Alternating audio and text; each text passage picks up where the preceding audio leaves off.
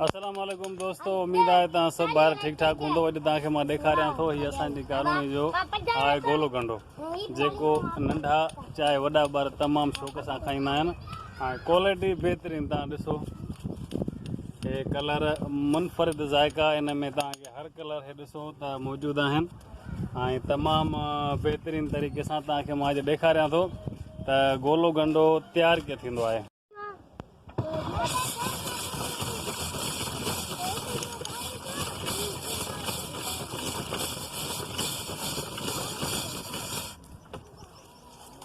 ओ भाई बेचारा मार के आयो मुठो। अरे तो भाई खपर इंदो मोटो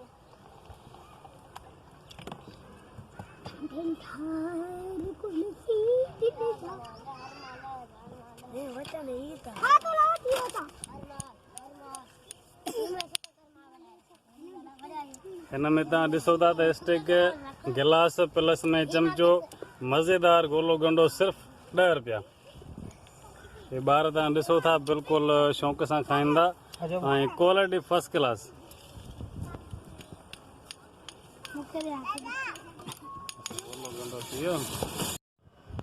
हेलो दोस्तों, तमामु शदीद गर्मीअ खां बाद में अॼु तव्हां ॾिसो त मौसम बिल्कुलु ज़बरदस्त मौसम थी वई आहे। हवा थधिकार जुड़ एॾी हिकु प्यारी ऐं ज़बरदस्त मौसम। तव्हां ॾिसो हे बादल,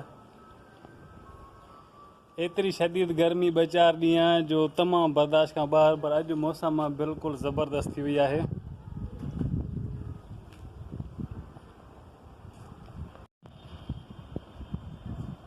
ॾिसो दोस्तों कहिड़ी प्यारी ऐं ज़बरदस्त मौसम आहे।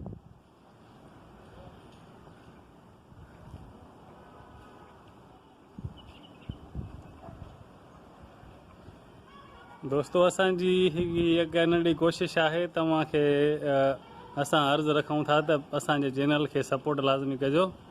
जेके नवां दोस्त आहिनि उन्हनि खे रिक्वेस्ट आहे त सब्सक्राइब ऐं लाइक तव्हां लाज़मी कजो। दोस्तों अॼु मां तव्हांखे ॾेखारियुमि पंहिंजी कॉलोनीअ जो गोलो गंडो, पंहिंजी सम्झो त ॿार जी रूटीन प्लस में। दोस्तों चांहि मुंहिंजी हाज़िर आहे, चांहि जेको पीअणु चाहे उनखे सलाह आहे त चांहि जो टाइम बि थी आहे। दोस्तों हीअ असांजी हिकु कोशिशि हूंदी आहे तव्हांखे सुठा सुठा वीडियो ॾेखारण जी, ऐं तव्हां सभिनी भाइरनि खे अगरि पसंदि अचनि था त लाइक लाज़मी कजो।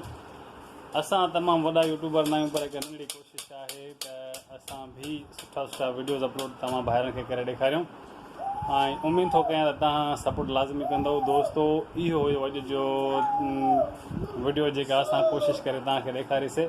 उमेदु आहे तव्हां दोस्त असांजी सपोर्ट लाज़मी कंदव। मिलंदासीं नेक्स्ट वीडियो में। टेक केयर, अल्लाह हाफ़िज़।